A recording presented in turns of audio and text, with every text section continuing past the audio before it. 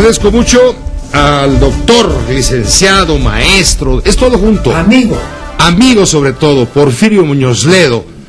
Decíamos hace un momento, uno de los políticos de inteligencia incomparable e irrepetible y también de una soberbia enorme. Soberbia yo no soy. No, sí, cómo no, todo el mundo lo dice, por lo dicen y con cariño y con respeto. Es una especie de revancha de la mediocridad. Llamar soberbio al que es medianamente seguro de sí mismo. Lo he leído en cuanta columna he leído en los últimos días. Siempre hablando tiene de tu libro que vienes hoy a siempre tiene uno la crítica de algo. Pero ¿por qué tienes esa fama? Es decir, ¿a qué atribuyes que tus mediocres enemigos te califiquen de soberbio? Con una pregunta. Venga. Yo te conozco hace cuántos años. Sí. Uf, varios. No. Una década, poco más. No. Casi 30, 2 décadas. 30. 3 décadas. ¿Alguna vez me has visto soberbio? Yo no. Entonces, pero tus enemigos sí. Bueno, no. Yo soy tu amigo. Fíjate, yo estuve en el Senado para ver lo de la reforma del Distrito Federal. Y fíjate que yo no iba ahí hace mucho tiempo, soy una especie de personaje símbolo por lo que ocurrió, ¿no? En 88. Bueno, la mayoría de los senadores de todas las bancadas se aproximaron, sacaron fotos. Yo no creo haber tenido en política actos de soberbia. He tenido actos de valentía, los tuve, pero no de soberbia. Tú fuiste el primero que interpeló, por decirlo de esta forma, aunque no es la palabra adecuada. Sí. ¿Sí es la palabra adecuada? Diccionario. Que fue el presidente de México, Miguel de la Madrid, me acuerdo, quinto informe, y a partir de que Muñoz Ledo le gritó al presidente. No le grité. Le dijo al presidente, no estoy de acuerdo, señor presidente, con tal y cual. No, tampoco. Jamás los informes volvieron a hacer lo mismo. Es más, ya no hay informes. Tampoco. No. El reglamento dice que todo el que comparece puede ser interrogado a través de un procedimiento. Tú no interpelas al presidente de la República o al orador, sino le pides al presidente de la Asamblea o del Congreso que le pregunte al orador si acepta una interpelación. Entonces, el presidente del Congreso, de la Asamblea, está obligado a preguntarle al orador si acepta una interpelación. El orador puede decir sí o no. Si dice no, no pasó nada. Pero a estos cuates se les ocurrió que me prohibiera el presidente del Congreso. Del Congreso en ese momento, sí. Bueno, yo tantos años de parlamentario, entonces, ¿me permite interpelar al orador? Señor orador, señor diputación, senador, ¿desea usted ser interpelado? Dice no, se acabó el incidente. No hay más. Se acabó. ¿Puedo hacerle una pregunta? Con mucho gusto, Leo. ¿Cómo está? Buenas noches. ¿Cómo estás, mi querido Leo? Qué gusto me da estar contigo. Igualmente, Porfirio, pero ¿no es una vergüenza que el presidente ya no vaya al Congreso a rendir cuentas? Bueno, ¿no te parece yo tengo que en un sistema presidencial se haya expulsado al jefe del Ejecutivo? Que no a mí me parece al Poder Legislativo. Peor que una vergüenza. Qué bueno que lo dices. Me parece un hecho inconstitucional. Te voy a decir por qué. La monarquía constitucional, en el caso nuestro, la Constitución de Cádiz, establece que el rey, el monarca, irá a la apertura de sesiones de las Cortes y que contestará con un discurso adecuado a las circunstancias. La de 24 repite lo mismo. Sí. La del 57 repite lo mismo. ¿Entiendes? La de 17 repite lo mismo. Correcto. Entonces, el vínculo formal entre un jefe de Estado y el Congreso es su comparecencia dentro del Congreso.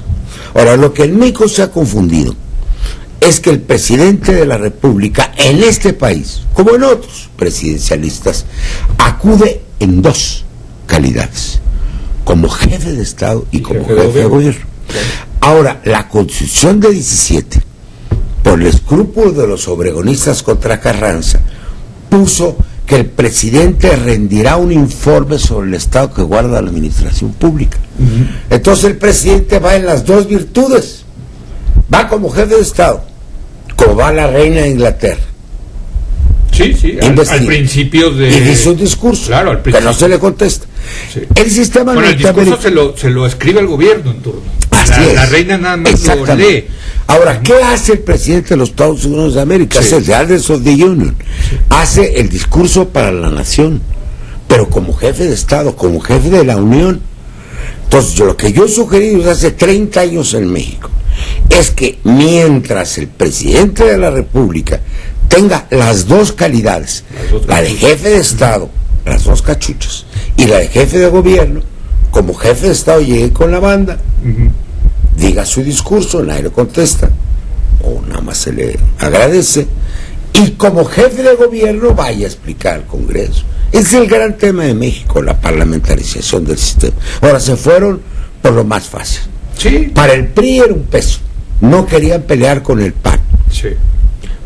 Para el PAN era una salvación, no exponían a su presidente, y el PRD ahí tuvo una... Y ahora el presidente hace, ¿verdad, Pepe, su propio día del presidente ahí en Palacio con sus invitados? No, eso yo lo he reprochado. En este libro hay algo de eso. A ver, nos trae Porfirio Muñoz Ledo, nos trae Leo su libro Memoria de la Palabra, Sentencias Políticas, Porfirio Muñoz Ledo. Es un librazo. Y te voy a decir, ¿te gustó? Mucho. No lo he leído completo porque hay que reflexionar cada una de las frases. Sí. Es un cúmulo de frases son como aforismos. Exactamente. Como aforismos, pues le puse sentencias genéricamente.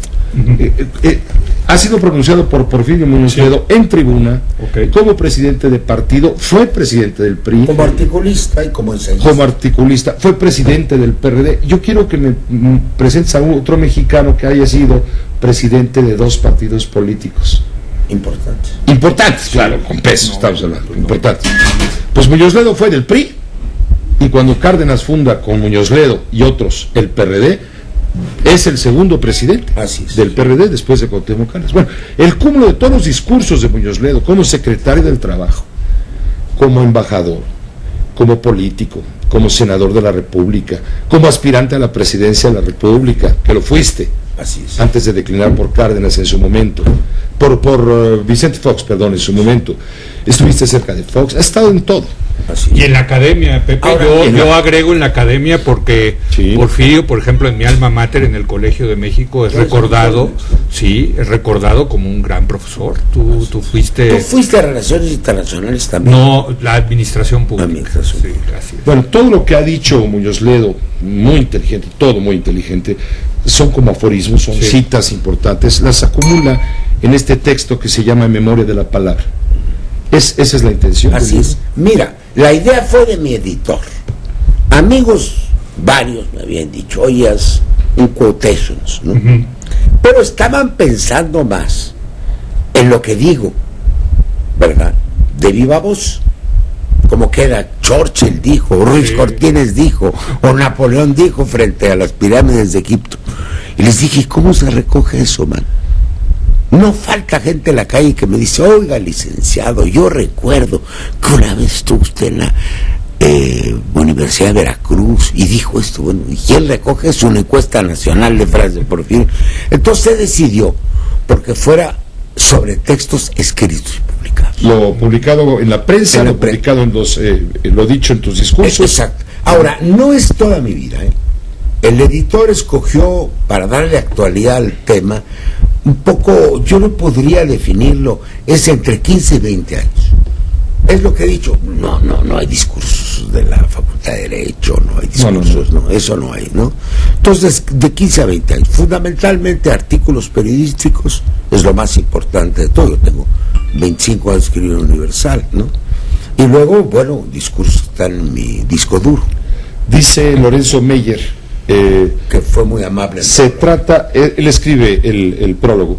Se trata de una larga serie de propuestas de definiciones sobre los grandes temas del poder: soberanía, república, democracia, educación o cultura.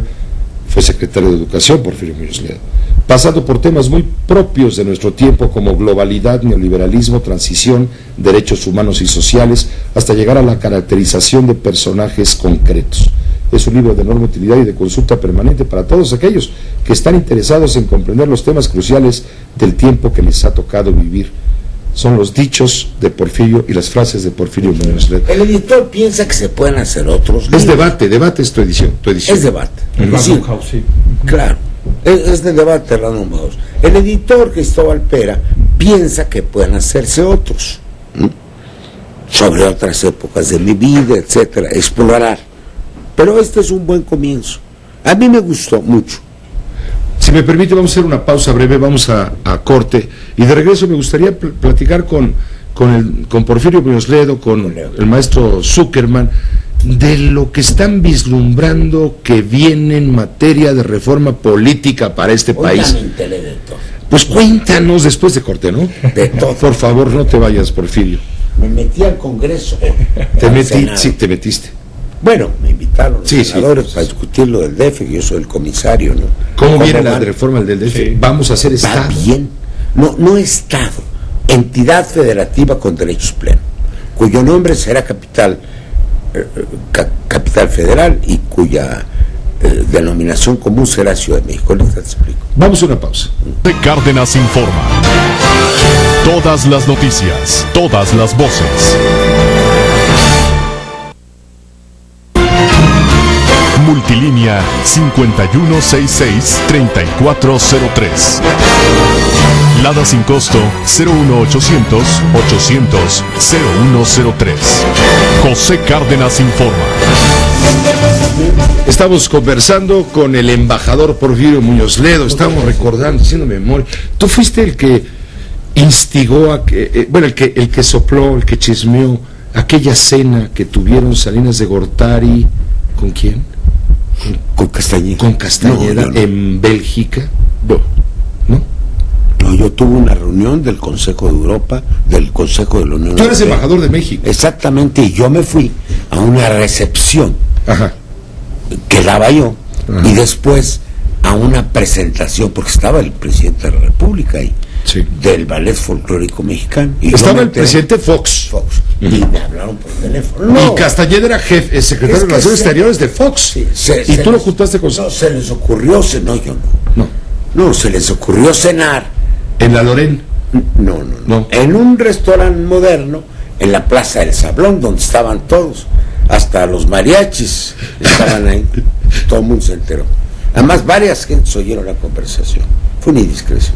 No, históricamente, sin ningún rencor para nada, yo tengo una mejor relación con Jorge Castañeda. Él me pidió 3 días antes de la visita, quiero dejar este testimonio por teléfono, que cancelara yo la visita a Bruselas del presidente, ya teniendo al rey, ya teniendo al parlamento.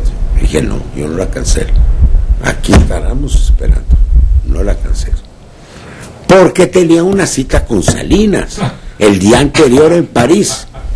Y como no la puedo realizar, yo dije, no, yo no la paro, no, desobediencia, yo no puedo. Porque tú dependías de Castañeda como embajador, sí, ¿no? Y no. Era tu jefe un poco, ¿no? Yo aclaré eso con Fox en ese viaje. Dije, no es mi jefe, ni tú. Somos aliados. Y aceptó una misión por 2 años. Pero mi jefe no es así. No es. Embajador ante la Unión Europea. Y el Bruselas, Luxemburgo, y el representante permanente ante el Consejo de Europa. En 1980, México sube por primera vez como miembro no permanente al Consejo de Seguridad de la Organización de las Naciones Unidas. Había subido antes, que se olvida. El primer año de Naciones Unidas se tomó una decisión, que el primer miembro permanente por América Latina fuera México y el segundo Brasil. Eso fue una decisión que se tomó, no se votó. Entonces México fue el primer miembro no permanente, don Luis Padilla Nero. Pero debo decirte... Pero cuando tú fuiste embajador de México... Fue muchos años después. Sí. Don Luis fue en 45. Tú fuiste en 80. Pero por cierto hubo como 7 sesiones, porque un pleito entre soviéticos y americanos que sacaba chispas, ¿no? Y no hay muy pocos testimonios de lo que pasó ahí. Yo fui en 80-81. Gracias a una discordia, porque Cuba asumió la presidencia de los no alineados y lanzó su candidatura. Entonces Estados Unidos le puso enfrente la candidatura de Colombia. Y tuvimos 106 votaciones, sin llegar a la mayoría de 2/3. Cuando viene el 23 de diciembre de 79, la invasión de Afganistán por los soviéticos.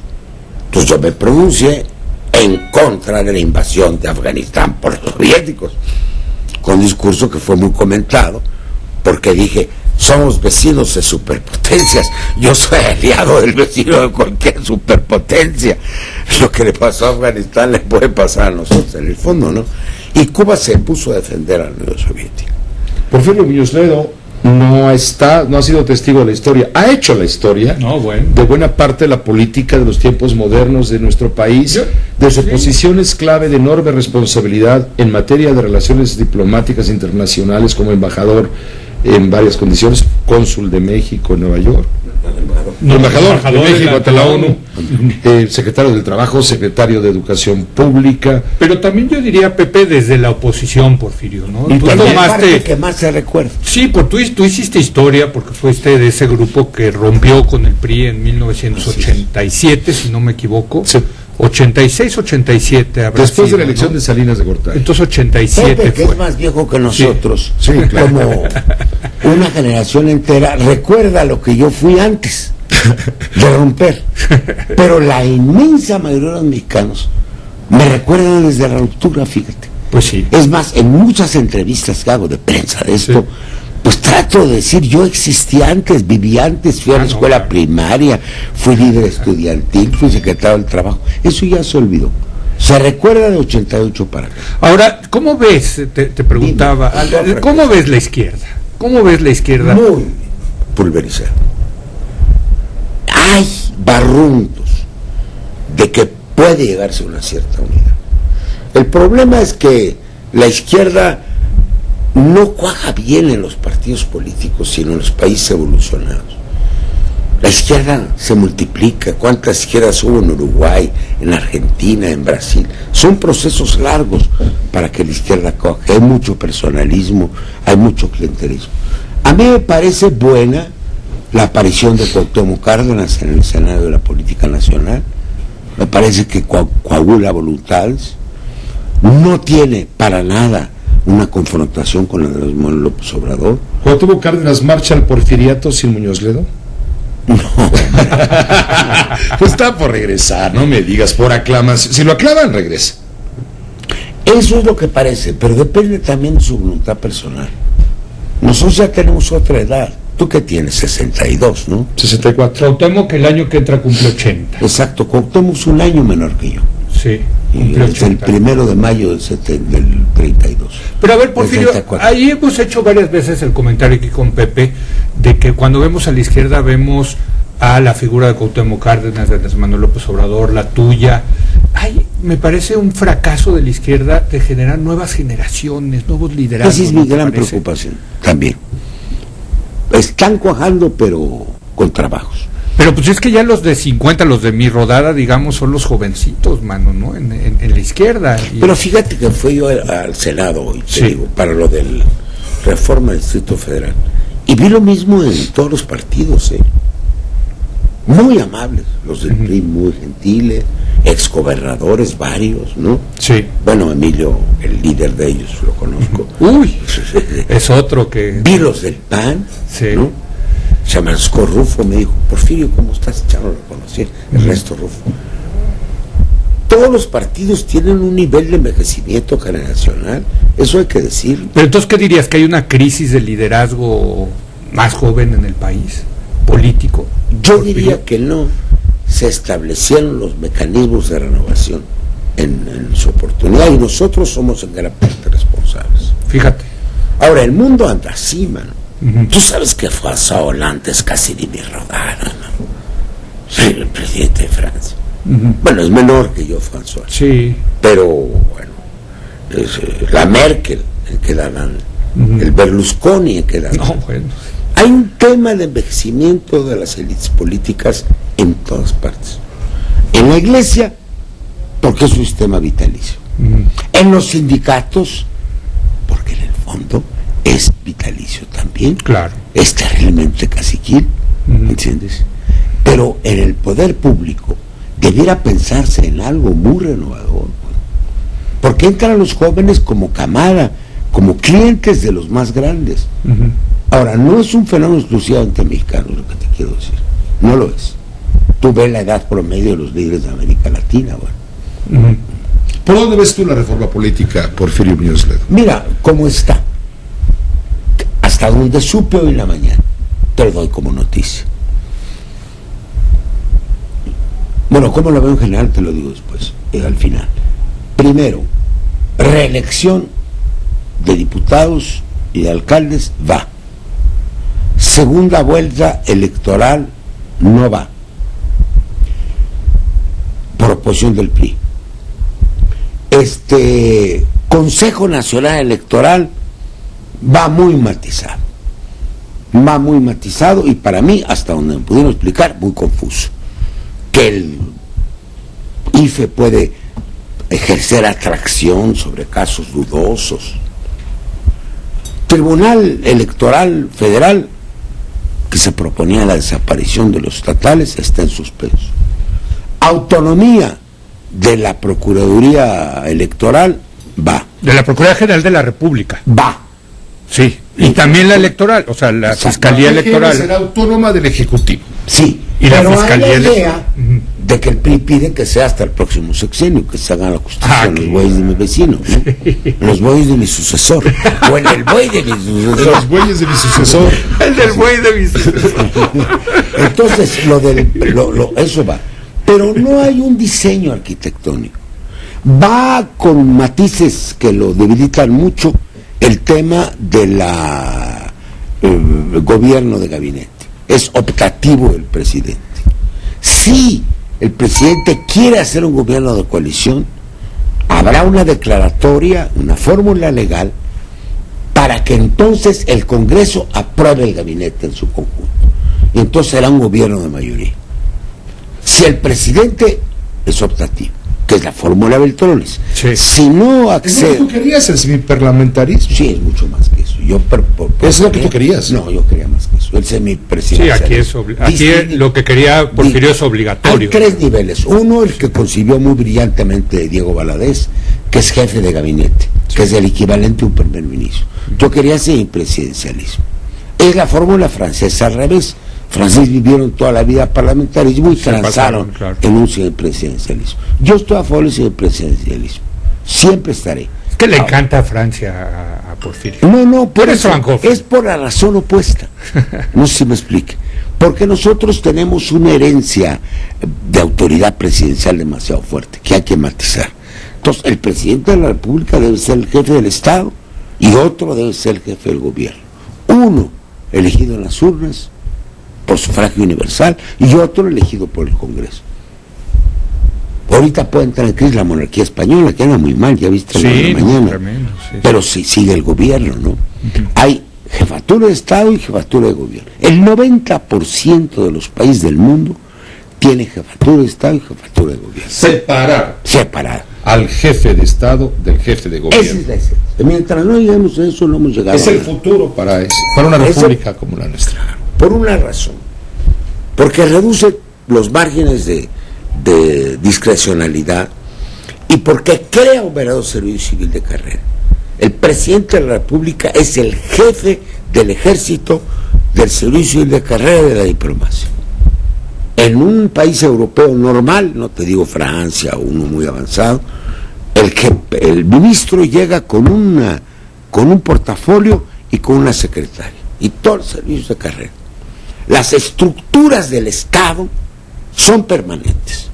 El gobierno es temporal. No se me explica. Es que es el viejo debate que introdujo, que por cierto se acaba de morir, Juan Linz, ¿no? Claro. De la superioridad de los sistemas parlamentarios versus los presidenciales, ¿no? Juan Linz lo introdujo en los primeros 70s y el segundo en lanzar el tema fue Arturo Valenzuela, nuestro amigo. Desde luego. Arturo lanzó por la razón de Chile, que era el emigrado de Chile. Sí. Porque él decía que si hubiera habido un gobierno parlamentario, no hubiera habido golpe de Estado. Y luego hizo un estudio famoso, nos convocó a una conferencia en la Universidad de Washington sobre cuántos en la época de golpes de Estado en América Latina, cuántos se hubieran evitado si hubiera gobiernos parlamentarios. Pues así es. Ahora, por lo que dices de la reforma política, perdón, Pepe, parece más bien una lista de ocurrencias que de una arquitectura pensada de qué tipo de régimen queremos. Bueno, yo no sería capaz de un ataque de tal dimensión. Eso me lo dejas a mí, entonces. Sí, es una serie de... es un collage. Es un collage. Eso ya no. Ya está más matizado. Ahí ya entró el Muñoz Ledo diplomático. Sí, no, hombre, porque tú tienes que pensar en la reelección que quieres. El PRI, el PNR, el 28 acabó con la reelección. Álvaro Obregón, ¿sí? Sí. Propuso la iniciativa, sí, porque quería hacer un gobierno totalmente caciquil. Propuso la movilidad de los ministros de la Corte y suprimió los municipios en el Distrito Federal. Era un diseño político completo. Ser el dueño del Distrito Federal, autorizar en cada elección a los diputados y a los senadores, ¿sí? Y poder remover libremente a los ministros de la Corte. Fue el diseño del México postrevolucionario. Así es. Entonces hay un diseño. ¿Cuál es? ¿Es una democratización o no lo es? A mí lo que falta es la democracia participativa. Alejandro Encinas, por cierto, metió una iniciativa ayer muy buena de las organizaciones sociales sobre la otra parte que nos falta, que es la democracia participativa. Tú no puedes... La consulta, el referéndum, la iniciativa popular y la revocación de mandato. Para mí es evidente que no puedes autorizar la reelección si no autorizas la revocación. Pero porque tienen derecho a reelegir, tienen derecho a revocar. Pero yo estoy a favor de la revocación del mandato. Tengo que ir a un corte. Siempre y cuando el presidente pueda disolver el Congreso. Se pueden quedar en su casa. Pero yo tengo que ir a un corte, si me permiten. Córrele con tu corte, con permiso del embajador Muñoz Ledo y del maestro Zuckerman. Radio Fórmula 900 nas informa. Todas las noticias, todas las voces. Así, ¿no? ¿No, Porfirio? Bueno, hay sus matices. Hay sus matices, ¿no? Bueno. Estamos conversando con el embajador Porfirio Muñoz Ledo de su libro Memoria de la Palabra, Sentencias Políticas, prologado por Lorenzo Meyer de Editorial Debate. Esto es el mejor pretexto para poderlo tener como invitado en esta mesa con el maestro Leo Zuckerman. No, encantado, gracias por invitarme. No, al contrario, pues están ustedes aquí y nos quedan unos cuantos minutos para terminar el programa. Porfirio, aprovechando tu presencia, porque creo que es válida, estarás de acuerdo, Leo. ¿Para dónde debe de ir México políticamente hablando con sus reformas? Está pasando en lo económico una verdadera crisis, estamos así de la recesión, estamos en una desaceleración, sí, muy fuerte, por 2 minutos. Viene la reforma político-electoral, viene la reforma energética. ¿A dónde vamos? Son una serie de retazos. Y viene la reforma energética casi más parecida a la que propone el PAN, sí, que ninguna otra cosa. Es muy probable. Ahora, debo decirte, yo no quiero insistir, porque tengo años en esto y puedo parecer hasta decadente, es un cambio de modelo. Acabo de ver una conferencia en Montreal, en Canadá, se reavivó la vieja cátedra de estudios mexicanos en MIVITA sobre el neoliberalismo, en qué ha afectado a Canadá, en qué ha afectado a México. Entonces, nosotros seguimos sobre el patrón de un modelo neoliberal. Nosotros crecimos al 6.2% en otra época, por otras razones, 6.4%, y hemos crecido al 2% en promedio hasta los últimos 30 años. Hay un problema estructural que no ha sido resuelto. ¿Cuánto puede traer las inversiones petroleras a México? Dicen que $100,000 millones. Ahora, ¿van a llegar? Cuando puede haber una controversia constitucional, cuando puede haber un referéndum consultivo. No, hasta el 2015. Hasta el 2015. Sí. Pero no tienen seguridad de esas inversiones. Y lo único que vamos a hacer es a contribuir al desplome de los precios del petróleo en el mercado. Eso va a ocurrir, de todas maneras, yo creo. En distintas proporciones, son sumando y sumando. En el 80-82 entraron 13 millones de barriles, entraron 9 millones de barriles a la oferta, y salieron 3 de la demanda, y se cambió drásticamente. Entonces, si entonces bajó de $38 a 8, que serían, dije hace un rato, un equivalente a precios actuales de 90 a 30 o de 90 a 25, ahora puede bajar a $30, $40 el barril. Déjame preguntarte, sirve? Porfirio, se cumple un año del regreso del PRI a la presidencia. ¿Cómo has visto este regreso del PRI? ¿Es un nuevo PRI? ¿Es el viejo PRI? ¿Cuál es el proyecto de Peña Nieto, según Muñoz Ledo? Bueno, esta es una muy buena pregunta. El PRI es el PRI, debo decirlo. ¿No ha cambiado? Ha habido 4 PRIs.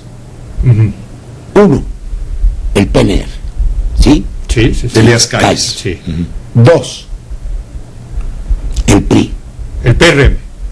Del PRM, Cárdenas. Luego, el PRI propiamente dicho, uh-huh. ¿sí? Que es alemán. Uh-huh. Y luego, el NeoPRI, que fundó Carlos Salinas de Gortari, y el cual no hemos salido, que es a lo que estoy refiriendo. Es decir, Miguel de la Madrid fue un gozne entre el PRI antiguo y el PRI actual. Incluso Carlos le quiso cambiar de nombre.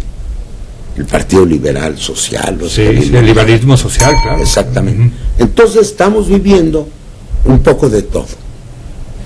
Hay en el elenco del PRI personajes de todas las generaciones. Ya no quedan cardenistas, pero de las posteriores sí. Ahora, tuvo un proyecto de mayoría sin tener mayoría, y ese es el problema fundamental que vamos a vivir. Claro. La verdadera reforma en el aspecto político es hacer gobiernos de mayoría, que sea claro quién es la mayoría y que sea claro quién es la oposición, para que la opinión pública, el ciudadano, tenga opciones transparentes por qué votar. Pero la izquierda fue parte de esa coalición, bueno, una parte de la izquierda. Pero eso tiene una vida relativamente breve. Uh-huh. Yo no veo que esto pueda prolongarse mucho tiempo. Llega hasta la reforma energética, después no sé. Pero es mucho mejor que un gobierno tenga mayoría y minoría. Tú sabes quiénes están con Obama y quiénes están contra Obama. Sí. Hay un margen. En países bipartidistas, bueno, aunque no tengas la mayoría, tienes el 40, 44, 45%. Además, en España puede ser gobierno arriba del 40%, sí, porque hay las autonomías. Entonces, ya los márgenes ya los manejas en temas concretos. Pero la democracia funciona desde sus orígenes con una mayoría y una minoría. Y el gobierno, perdón que parezca autoritario, debe tener mayoría en el Congreso. Pero no, es que qué bueno que dices, perdón que parezca autoritario. No, yo creo que esa es una confusión que hemos tenido. Porque si no, ¿por qué que sean gobiernos con mayoría irresponsables? A mí me tocó ese cambio, irresponsable, siendo líder de la Cámara de Diputados. Sí. Nosotros planteamos que si el gobierno tenía mayoría, su presupuesto no pasaba, y lo votábamos en contra, y hacíamos un presupuesto alternativo, sabiendo que solo podíamos reacomodar 4 o 5 puntos, uh-huh, porque todos son gastos de arrastre, no sé si me explico. Sí. Y el primer año lo logramos, hicimos nosotros nuestro presupuesto. En 97 estás hablando, 97, cuando al año finalmente siguiente, la oposición en 98, por 98, claro. Después empezaron a llamar a gobernadores, y entonces empezó el trafique. El presupuesto es un trafique, ¿no? Que sale, que si tal partido pidió moche, o que si el otro no pidió. ¿no? Entonces, se necesita un sistema mucho más transparente que reduzca los márgenes de corrupción. Y por eso, hay un gobierno que tiene mayoría y hay una oposición que tiene minoría. Las posiciones son claras. Señores, tenemos un minuto para despedirnos y agradecerte, Porfirio, a nombre de Leo y de todo el equipo, que nos hayas venido a acompañar esta tarde. No, Pepe, me da mucho gusto. A traernos tu libro. Sí. Que vamos a tenerlo en la cabecera para consultarlo, por supuesto. Se lee de corrido. No merece menos este libro, ¿eh? Es que se divierte uno leyéndolo de corrido. Oye, ¿tú vas a escribir tu biografía, Porfirio? Tengo unas... Esa estaría buena, Pepe, imagínate. No, pues mira, ¿cuántos tomos quieres que sea? Tengo 1000 cuartillas que han salido de una memoria oral que me hizo en la Universidad de Los Ángeles, el profesor Jim Wilkie. ¿Ah, sí? Y tendría que convertirla, según mi editor, a 500 cuartillas, lo que me lleva 1 año y medio de trabajo. Pero llega hasta el 87. No, por fin. Me la hizo entonces. Y luego tendría que hacer otro libro sobre la experiencia de la transición. Pero quiero hacer colectivo. Señores, muchas gracias y buenas noches. Pepe, muchas gracias por tu espléndido espacio. Al contrario, no, el espacio lo hicieron ustedes, lo cual me enorgullece. Para mí es un honor estar aquí escuchándote. Gracias, Pepe. Gracias, Pepe, por invitarme. Gracias, Porfirio. Gracias. Hagamos una pausa breve y regresamos con usted.